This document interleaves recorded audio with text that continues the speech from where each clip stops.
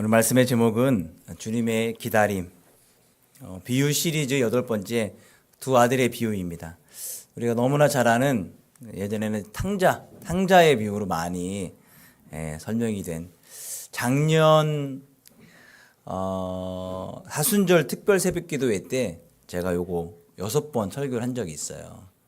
팀 켈러의 탕부 하나님 그 책을 가지고 설교했는데요. 제가 여기서 이걸 여러 번 해야 되나 하다가 그냥 핵심적인 것만 이번에 정리했는데 그래도 이 내용이 많으니 얼른 시작하겠습니다. 예수님이 비유로 이 얘기를 말씀하시는데 일단은 말씀하시는 분은 예수님이니까 누가 이 말씀을 듣느냐예요. 누가 이 말씀을 듣고 있을까? 현장에서 제자들은 늘 따라다녔으니 제자들도 들었겠죠. 근데 제자들은 옆에 있는 거지 제자들을 대상으로 이 말씀을 한 게 아니에요. 자, 청자, 이걸 듣는 사람들이 누군가는 1절과 2절에 설명되어 있습니다. 볼까요? 함께 있습니다.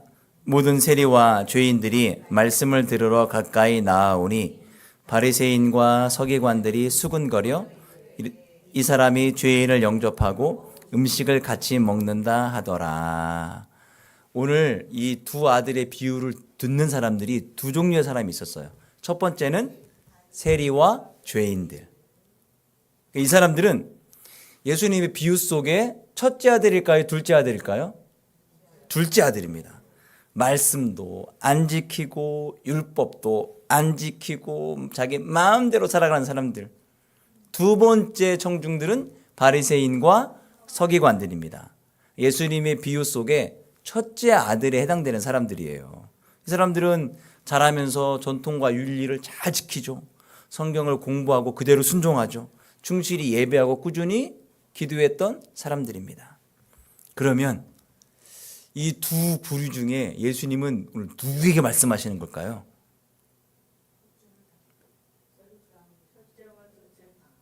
첫째와 둘째 다인 것 같지만 실제적인 청자는 바리새인과 서기관들입니다. 바리새인과 서기관들. 그러니까 오늘 예수님의 이 두 아들의 비유의 진짜 청취자는 제멋대로 살아가는 죄인들이 아니라 매사 성경적이며 말씀을 잘 실천하고 순종하며 살았던 종교적인 사람들이 듣는 이야기예요. 그래서 예수님은 당시 죄인들에게 인기가 많았을까요? 종교인들에게 인기가 많았을까요? 죄인들에게 인기가 훨씬 많았습니다. 그 당시 종교인들은 예수님 죽이려고 했어요. 왜냐? 예수님의 가르침은 종교를 떠난 사람들에게는 굉장히 매력적으로 들렸어요. 그런데 종교적인 사람들에게는 굉장히 걸림돌이었던 거예요. 이 얘기 무슨 얘기냐? 현재 우리의 모습이, 우리 교회의 모습이 내지는 우리 성도들의 모습이 외부의 사람들에게, 즉 외부의 마음대로 살아가는 사람들과 그나마 도덕적으로 살아가는 사람 누구에게 더 어필이 되느냐? 현재 우리의 모습은 도덕적으로 살아가는 사람들에게 더 어필돼요. 우리는 그런 사람들을 더 만나기를 원하고 아예 막 사는 사람들, 법 안 지키고 살아가는 사람들은 교회에 오는 것을 거부하고 두려워하고 나는 이런 데 못 가는 사람이야 라고 얘기합니다. 제가 지은 죄가 너무 많아. 그런데 예수님은 정반대로 사셨죠. 정반대로. 우리가 명심해야 돼요, 이걸요. 우리 교회의 모습이, 우리 믿는 사람들의 모습이 세상 밖에서 동생들 같은 사람들에게 더 와닿아야 돼요. 안 그러면은 그런 사람들이 어떻게 느끼냐면 교회에는 성경에 말하는 형과 같은 사람들만 모여 있구나. 나 같은 사람들은 못 가는 곳이구나. 이렇게 생각이 되는 거예요. 이렇게. 우리 근처에 만나교회가 있죠? 만나교회가 아무튼 그 지금 목사님의 아버님 목사님 때 교회를 짓고 굉장히 어려웠어요. 근데 지금의 김병삼 목사님을 이제 미국에서 계신데 굳이 안 오겠다는 걸 막 불러와가지고 세습이 아니에요, 이거는. 예, 그 아버지 목사님은 그러려고 하지 않았는데 막 맡긴 거죠. 오셔서 이 아들 목사님이 교회를 많이 바꿨는데 그 중에 하나가 흡연실을 만든 겁니다. 흡연실을 교회 1층에. 이거 쭉 보니까 아빠들이 아이들이나 아내들을 데려다 줘요. 그리고 또 갔다 오기 뭐하니까 교회 밖에서 담배 피우고 있는 거예요. 추운데 막 떨고 이렇게 쭉 보면서 저런 사람들이 진짜 복음을 들어야 되는데 어떻게 해야 되냐. 그래서 교회 안에 흡연실을 만듭니다. 1층에 흡연실을 만들고 예배 현장을 틀어줘요. 이렇게 이 사람들이 거기서 흡연하면서 보다가 담배 끊고 올라오는 거예요. 이렇게. 놀랍죠.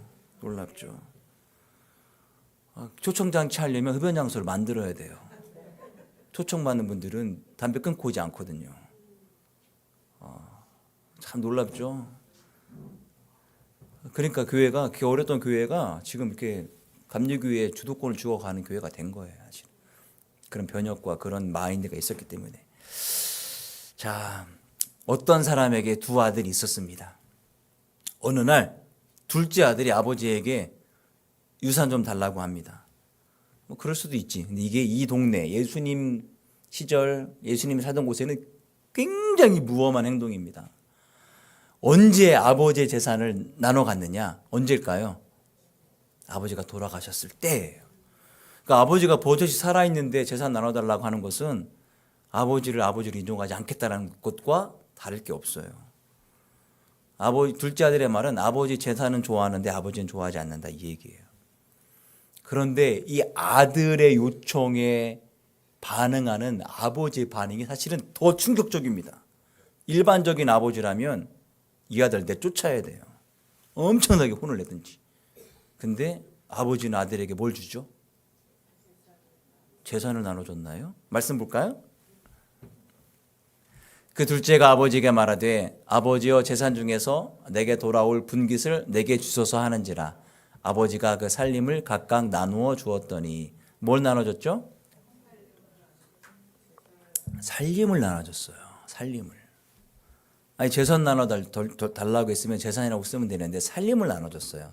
그 이유가 있어요. 살림이 헬라어로 비오스라는 단어인데 어떨 때 쓰이냐면은 생명에 쓰입니다. 생명. 아버지는 뭘 나눠준 거예요? 자기 생명을 잘라 나눠준 거예요. 그래서 굳이 재산이라고 하지 않고 살림이라고 쓴 거예요. 자기 생명을 잘라준 거예요. 목숨을 찢어준 거예요. 아들은 아버지를 모욕하고 명예를 훼손했지만 아버지는 끝내 참고 끝까지 사랑하며 괴로움을 견뎌냅니다. 이 둘째 아들이 그래서 투자를 잘해가지고 돈을 벌었으면 좋은데 허랑방탕 먼 나라 가서 다 씁니다. 그리고 돼지 같은 신세가 됩니다. 그러다가 스스로 돌이켜서 계획을 세웁니다. 내가 이래서는 안 되겠구나. 아버지에게 돌아가서 일단은 난 아들의 자격이 없음을 시인하고, 두 번째는 아버지가 굉장히 부자인 것 같아요. 종이 엄청나게 많으니까 나를 일꾼의 하나로 삼아서 품삯을 받으면 어떻게 하겠다는 거예요? 아버지께 좀 갚아보겠다 이런 의도예요. 이렇게 해야지라고 구체적인 계획을 세웁니다. 그리고 대사까지 연습을 해요. 이렇게 해야지. 그러고 나서 귀환길에 오릅니다. 이 오매불망 집 나간 둘째 아들 걱정했던 아버지는 저 동구 밖에 걸어오는 품만 봐도 알아요. 남루한 옷차림이었지만 둘째 아들인 걸 알고 어떻게 하죠? 달려가서 맞이합니다. 우리나라 양반들처럼 이 중동에 기품 있는 아버지들은 안 뛰었어요. 젊은이나 여인들 그리고 아이들은 달려요. 근데 아버지들은 뛰지 않습니다. 왜요? 채통 때문에. 에헴 하는 채통 때문에. 지역사회의 기둥이자 대농장의 소유인 아버지는 어떻게 하죠? 달려가요. 자기의 채통과 상관없어요. 아들에 대한 자기의 감정을 다 쏟아냅니다. 달려가서 끌어안고 입을 맞춰요. 그리고 아들이 연습해 놓은 대사를 다 하기도 전에 빨리 제일 좋은 옷 갈아입혀, 옷 신겨, 손가락 끼워. 아버지가 갖고 있는 제일 좋은 옷은 누구 옷일까요?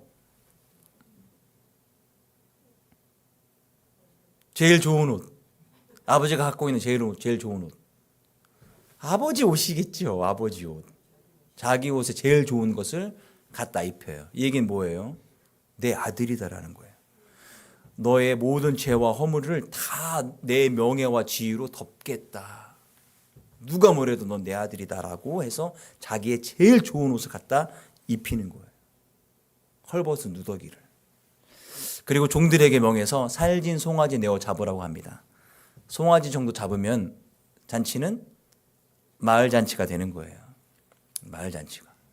제가 농사교회 있을 때 한 300kg 되는 돼지 농장에서 그 돼지가 다리가 부러졌어요. 더 이상 살 수 없으니까 그 돼지를 잡아서 전교인 잔치를 했습니다. 예. 그 당시 크게 부흥하기 전이었으니까 한 400명 정도 점심을 먹는데 400명이 그 돼지 한 마리 먹더라고요. 수육을 해서. 엄청나더라고요, 진짜. 아, 놀랬어요. 그러니 송아지 한 마리는 동네 잔치가 되는 거예요. 이걸 보면서 우리가 뭘 느낄 수 있느냐? 아버지 하나님의 사랑과 용서는 그 어떤 죄와 허물도 다 용서가 된다예요. 우리가 어떤 사람이든 우리가 어떤 일을 행하며 살았든 무관해요. 상관없어요. 다 용서할 수 있을 만큼 그렇게 크고 강력합니다. 이 둘째 아들이 아버지 집에 양식이 풍족한 줄 알았는데 돌아와 보니 죄를 짓고 돌아와 보니 은혜가 풍성한 것을 깨닫게 됩니다. 그 어떤 죄도 아버지의 용서와 은혜보다 큰 죄가 없어요. 아버지의 은혜에 맞먹을 죄가 없습니다. 이 아버지가 이 아들을 끌어안는 시점이 여러분 아들이 와가지고 그 죄 잘못했습니다. 품꾼으로 삼아주세요. 이 대사를 다 하지도 않을 때예요. 그 얘기는 뭡니까? 우리가 아버지 하나님께 회개하기도 전에 아버지는 뭐하고 계시다는 거예요? 이미 용서하고 계시다라는 거예요. 이미 용서하고 계시다. 우리가 과거에 지은 죄, 현재에 지은 죄, 미래에 지은 죄도 다 용서하고 계시다라는 게 바로 이런 표현이에요. 아버지 집 나가 있어도 언제든지만 돌아와라. 용서하고 있는 거예요. 용서하고 있는 거예요. 그런데 밭에서 열심히 일하다가 돌아오던 형이 맏아들이 이게 무슨 소리야? 물어보니까 세상에 집 나갔던 둘째 아들 동생이 돌아와서 아버지가 신분을 회복하고 잔치를 열었다는 거예요. 경노합니다. 경노. 이번에는 첫째 아들이 아버지를 욕보일 때예요. 그 아버지가 베푼 잔치에 가지 않습니다. 자기 마음이 어땠다는 거예요? 안 좋다는 거예요. 아버지한테 행동을 통해 불만을 표시하는 겁니다. 그래서 이 아버지가 잔치 바깥에 있는 아들을 데리고 오려고 잔치 연회장의 자리를 뜹니다. 이게 굉장히 채통에 훼손되는 일이에요. 망신살 뻗치는 일이라고요. 네. 우리는 이런 잔치 잘 안 하잖아요. 이 나라 문화는 잔치 문화니까. 결혼식을 일주일씩 하니까요.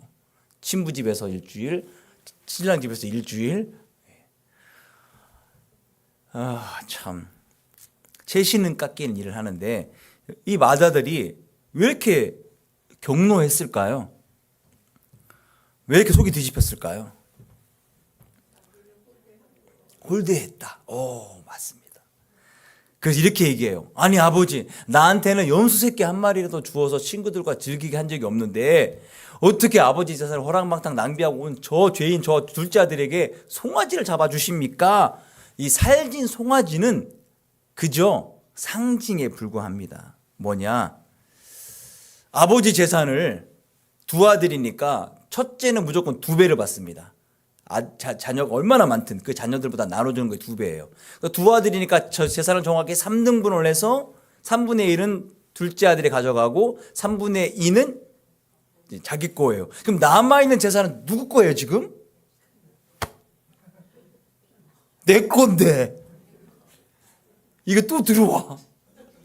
그럼 내 거에 또 3분의 1을 나눠가지고 나중에 나눠줘야 될 거 아닙니까? 송아지는 지금 내가 받을 피해의 시작일 뿐이에요. 이런 천부당 만부당한 일이.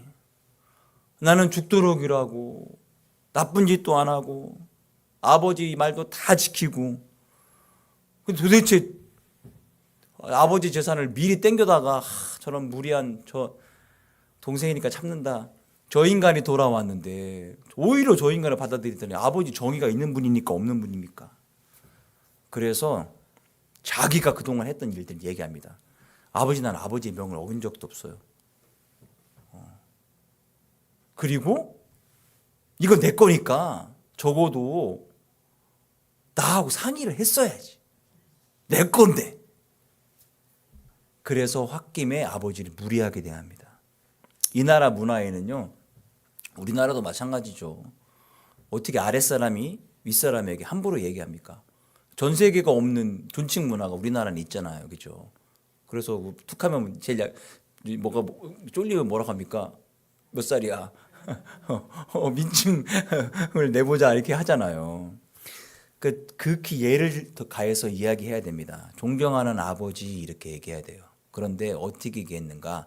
안타깝게도 우리나라 성경에는 그 단어가 빠졌는데 한번 볼까요? 29절 읽어봅시다. 아버지께 대답하여 이르되 내가 여러 해 아버지를 섬겨 나와 내 벗으로 즐기게 하신 일이 없더니 뭘 무례해. 근데 이거를 다른 번역으로 볼까요? 그 다음이요. 그러자 큰아들이 아버지에게 이렇게 말합니다. 보십시오.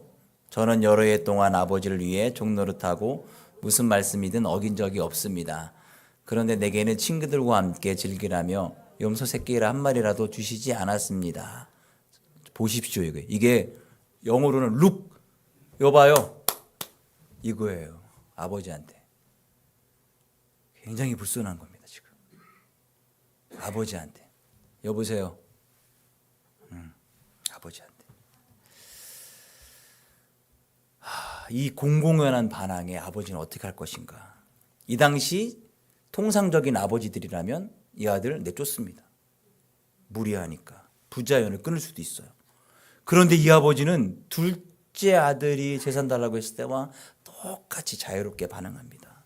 아들아, 네가 사람들 앞에서 나를 비록 욕되게 했었더라도 나는 너를 사랑한다. 나는 네 동생도 안 버리고 너도 안 버린다. 그래서 잔치에 들어왔으면 좋겠다. 이 얘기를 합니다. 그리고 여기서 끝나요. 여기서 마무리된다고 예수님의 이야기가. 도대체 결과는 어떻게 된 거야? 지금 누가 듣고 있다고 이야기를 누구에게 하는 말씀이라고요? 바리새인과 서기관들에게 하는 이야기예요. 그들은 예수님을 적대합니다. 그래서 예수님께 그들에게 이야기하기 때문에 그들이 듣고 반응하도록 그냥 결론을 마무리 짓는 거예요. 자, 이 비유에 나오는 두 아들의 이야기를 통해서 예수님은 사람들이 행복을 찾아가는 두 가지 길에 대해서 설명해 줘요. 하나는 도덕적으로 살아가는 길입니다. 맏아들처럼. 두 번째는 둘째 아들처럼 자기 중심주의로 살아가는 거예요. 자, 장남은 도덕적으로 살아가는 사람들을 비유합니다. 예수님 시대의 바리새인들은 하나님께서 명령하신 이런 것들을 잘 지키는 것, 이게 원칙이구나. 이게 내 만족보다 앞서야 가야 되는구나. 그래서 이 관점에 따르면 우리가 행복을 얻고 세상을 바꾸는 길은 도덕적으로 살아가는 것이라고 얘기하는 거예요. 두 번째, 둘째 아들은 자기 중심주의로 살아가는 걸 대변하는데요. 이렇게 가부장적인 시대에서도 이런 사람들이 있었는데 지금은 훨씬 많아요. 내 만족을 위해, 내 성공을 위해 통상적인 원칙이라든지 사회가 세우는 어떤 개념이나 이런 걸 다 무시합니다. 전통, 편견, 유계질서 이런 것들은 내 자유를 막는 장벽들이에요. 이런 게 낮아지거나 없을 때 세상은 더 나은 곳이 된다. 이렇게 살아가는 것입니다. 방법은 다른데 결론과 마음은 같아요. 자, 예수님이 하신 이야기가 총 두 가지 이야기로 보여지는데 하나는 둘째 아들이 재산 가지고 다 허랑방탕한 쓴 이야기. 돌아와서 두 번째는 잔치 이야기입니다. 첫 번째 둘째 아들을 통해서 보여준 이야기는 사람들이 다 수긍해요. 저런 망나니 같은 일하고 집안 욕되게 하고 막 쓰고 통제도 안 되고 하나님으로 비유되는 아버지와 멀어지고 청중들은 다 그 사람이 나쁜 사람이라는 것을 인정하고 그렇게 생각했을 거예요. 문제는 뭐냐? 두 번째 이야기 속의 장남이에요. 이 장남은 철저히 아버지가 어떻게 했죠? 순종하며 살았습니다. 단 한 번도 아버지 말씀 거른 적이 없어요. 그리고 자신을 통제도 잘합니다. 둘째 아들은 못됐는데 첫째 아들은 착해요. 착하다고요. 그런데 결과적으로 아버지의 마음을 아프게 하고 아버지를 멀어지게 한 것은 똑같습니다. 왜냐? 아버지가 밖에 나가 둘 다 잔치를 불러와야 했기 때문에 그래요. 그러니까 이 비유 속에서 잃어버린 아들이 몇 명이에요? 둘 다예요. 첫째 아들이 잘난 게 아니에요. 둘 다라고요. 예수님은 일부러 이 장남이 잔치 밖에 있는 상태에서 이야기를 멈춥니다. 그러니까 아버지로부터 멀어진 상태에서 얘기가 끝나요. 이걸 듣고 있다가 결론은 이게 아닌 것 같은데? 현재 잔치에 들어와서 즐기는 사람 누구죠? 둘째예요. 못된 아들. 허랑방탕하게 창녀들과 제사를 다 탕진한 둘째 아들은 잔치에 들어와서 먹고 마시고 즐겁게 하고 있는데 잔치 참석하지 못하는 큰아들은 아이고야, 이 얘기를 듣고 있던 바리새인들과 서기관들이 이게 이렇게 끝나서는 안 될 것 같은데, 왜냐하면 자기들이 받아들이는 걸 알거든요. 비유하는 걸 알거든요. 여태까지 자기들이 공부하고 배웠던 그리고 결론으로 삼았던 모든 것들이 막 뒤집히는 상황이에요. 예수님은 여기서 끝나지 않아요. 이 맏아들이 왜 잔치에 들어오지 못했는가도 은연중에 설명하십니다. 29절 말씀 다시 한번 볼까요? 그 앞에 거요. 네, 한번 읽어볼까요? 아버지께 대답하여 이르되 내가 여러 해 아버지를 섬겨 명을 어김이 없거늘 내게는 염소 새끼라도 주어 나와 내 벗으로 즐기게 하신 일이 없더니. 장남이 아버지 잔치에 들어가지 못했던 이유가 뭐냐면 아버지의 명을 어긴 것이 없기 때문입니다. 이게 무슨 얘기야? 아버지의 명을 어긴 건 나쁜 겁니까? 착한 겁니까? 착한 거잖아요. 착해서 지금 잔치에 참석하지 못하고 있다고요? 장남과 이 첫째 아들과 아버지를 갈라놓은 것은 첫째 아들이 죄가 있어서가 아니에요. 아버지께 그동안 단 한 번도 거역하지 않고 순종했다라고 하는 교만 때문입니다. 교만.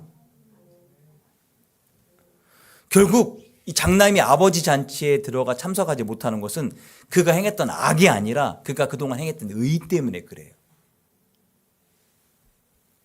이 두 형제의 마음은 언뜻 너무 달라 보이는데 몹시 닮아 있어요. 둘째 아들이 아버지에게 원했던 건 뭐죠? 재산이잖아요. 재산 달라고. 재산. 저게 어차피 3분의 1은 나한테 올 건데 아버지가 자꾸 통제하는 게 싫어. 내가 마음껏 내가 결정해서 쓰고 싶은데 아버지 살아계시니까, 또 아버지가 재산을 안 주니까, 그래서 아버지한테 정면 돌파를, 정면 승부를 겁니다. 당시 사회에서는 절대 살아계신 아버지한테 재산 달라고 할 수 없는데 이런 통념을 깨트리고 아버지한테 달라고 하는 거예요. 그래서 독립을 선언합니다. 둘째 아들은 그랬어요. 첫째 아들이 아버지에게 제일 원했던 건 뭘까요? 재산입니다. 똑같아요. 재산이에요. 둘째 아들과 똑같이 재산을 원해요. 그런데 어떤 방식을 택하느냐? 아버지 곁에 쫙 붙어있는 방식을 택하는 거예요. 자기 뜻을 관철하는 방식이 둘째 아들은 죄를 짓고 달라고 하는 거고 첫째 아들은 아버지 옆에서 비위 맞추는 거예요. 그리고 무언으로 요구합니다. 첫째 아들이 난 아버지에게 한 번도 불순종한 적이 없으니까, 순종했으니까 아버지도 나에게 해줘야 돼요. 이렇게 하는 거예요. 형제의 마음은 똑같았어요. 둘 다 아버지의 권위를 못마땅하며 아버지에게 벗어나고 싶었고요. 둘 다 아버지를 좌지우지하고 싶었던 거예요. 두 아들 모두가 다 반항아들입니다. 두 아들 모두가 다 탕자예요. 팀 켈러 목사님은 이 말씀을 통해서 탕자가 3명이나 있다라고 얘기해요. 첫째 아들은 재산을 탕진한 탕자, 둘째 아들은 말 그대로, 그죠? 첫째 아들도 탕자예요. 아버지의 마음을 아프게 하니까. 그러면 세 번째는 누구야? 아버지예요. 아버지는 이 말도 못하는 두 죄인에게 사랑을 탕진해요. 재산 달라고 하는 아들도 품어주고 아버지한테 보세요 이렇게 얘기하는 그 아들에게 사랑을 탕진합니다. 네.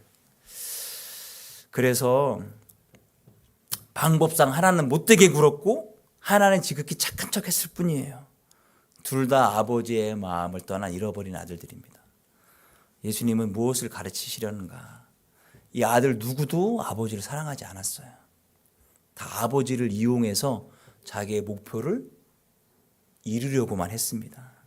아버지를 사랑하고 아버지를 즐거워한 게 아니에요. 그래서 아버지를 섬긴 게 아닙니다. 아버지의 재산만을 노리고 있는 거예요.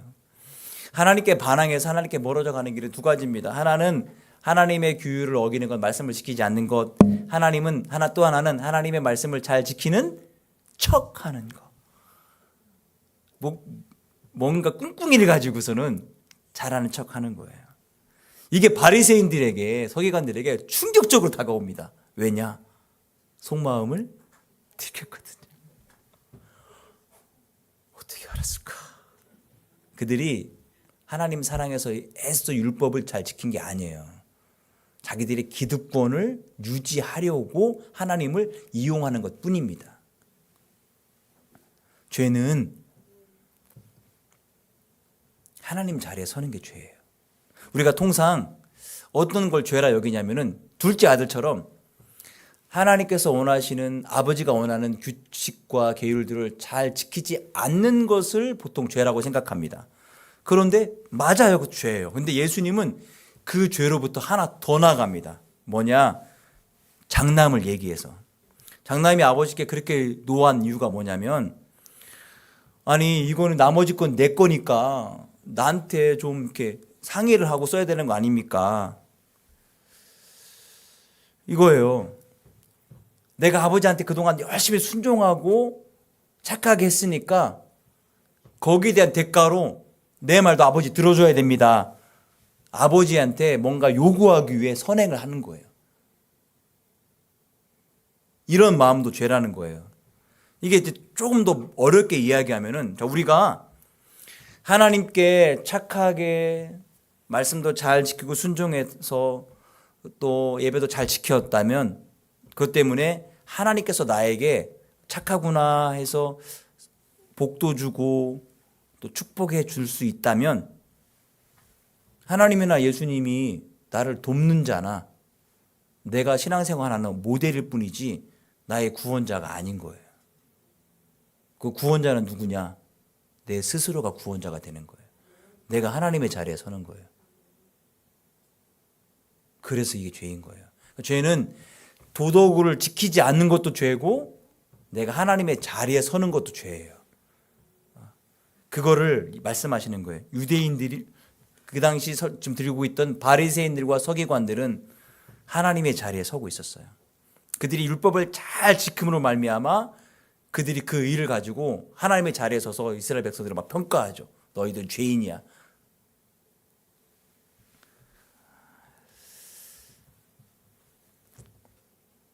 행동의 틀은 이 두 아들이 극명히 다르지만 동기와 목적은 똑같았습니다. 그래서 자신들의 마음에 집착하고 있는 목표물을 얻기 위해 다 아버지를 이용했어요. 재산을 얻기 위해 아버지를 이용했던 거예요. 그들은, 이 두 아들은 자신의 행복과 만족을 가져다 두는 것이 재산이라 여겼지 아버지의 사랑이 아니었어요. 이야기의 말미에 이 장남은 아버지를 기쁘게 할 수 있는 기회가 있었습니다. 뭘까요? 잔치에 참석하면 되는 거예요. 아버지가 잔치에 참석하라 했을 때 아버지 그럼 참석하겠습니다 하면 아버지 기뻐했을 거예요. 그런데 그렇게 하지 않았죠. 단 한 번도 아버지가 그 사람의, 형의 아버지의 행복이 목표가 아니었어요. 재물이 목표였지. 그래서 자기 동생이 돌아오자 자기가 남겨진 자기 재산의 3분의 1이 또 사라지니까 본색이 드러나는 거예요. 여러 가지 수를 써서 아버지께 상처 주면 아버지를 반항합니다. 우리도 그동안 우리가 예배도 잘 드리고 순종하고 봉사하고 헌신했으니까 그 대가로 하나님 내게 이런 걸 해주셔야 됩니다 하고 요구한다면 마다들과 다를 게 하나도 없는 거예요. 똑같은 거예요. 스스로 주인이 되는 길이 두 가지가 있습니다.